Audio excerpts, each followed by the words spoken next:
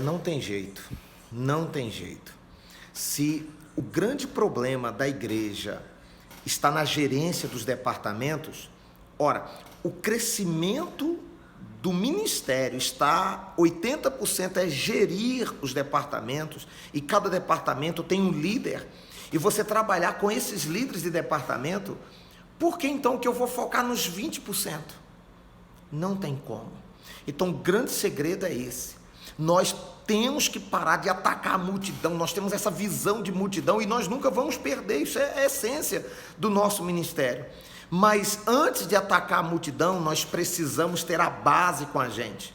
Jesus tinha os seus 12 aqui, suas 12 colunas, ministrava a multidão, mas chamava a sua base para poder ser coach deles.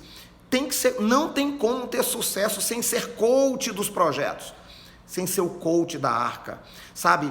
Se a gente não atentar para isso, vai acontecer aquele fenômeno da destruição, que é o quê? Eu sempre tenho, mas não tenho. A igreja está sempre cheia, mas está sempre vazia. Está dando certo, mas está dando errado. Porque a gente se preocupa não em ser, mas em ter. E o problema é que a gente tem muito obreiro que não são, mas a gente exige dele, eu quero, a gente exige resultado, cobramos resultado, e eles não têm, porque antes de ter, precisa ser. É a bênção de Deus para Abraão, e tu não terás, tu serás. A gente tem que se preocupar menos com o ter e mais com o ser. As igrejas que têm um crescimento considerável, veja, eles focam nas bases, trabalham as bases e depois tiram o líder, a igreja continua normalmente. Então a gente precisa assim, trabalhar os projetos, coach de arca, esse é o segredo. Esse é o segredo. Às segundas-feiras, o culto de coach de arca, só com lideranças de departamento. Como é que se faz a arca? Às vezes fica corrigindo. Ora, é um absurdo corrigir sem primeiro educar. Primeiro se educa. Primeiro você dá uma educação, dizendo o que é certo, o que é errado. Não é assim, bate no seu filho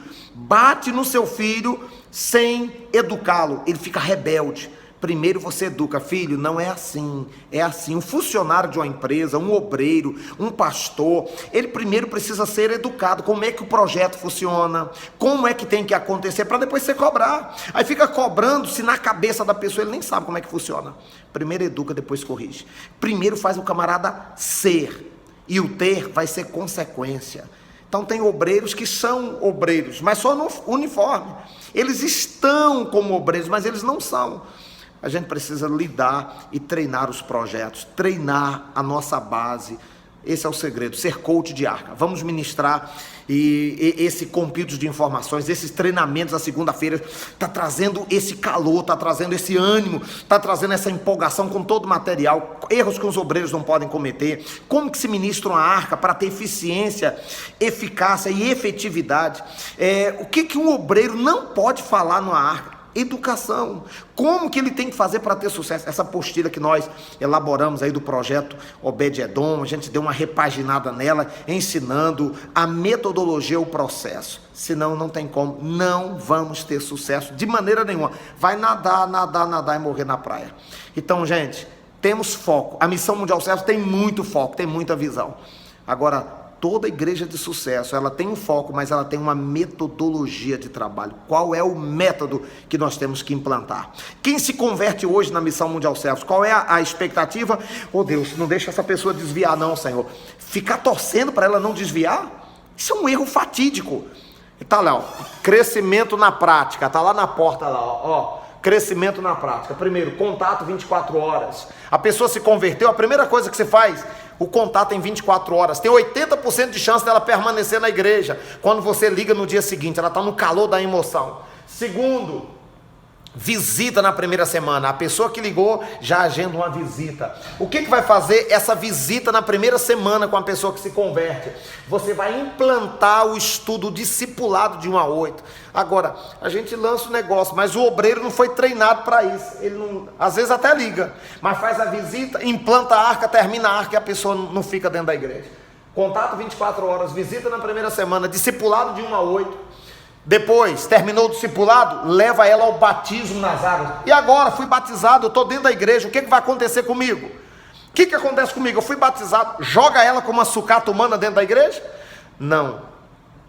Faça dela uma ovelha matriz, traz ela para a escola de líder, põe na cabeça dela que ela tem que ser um obreiro.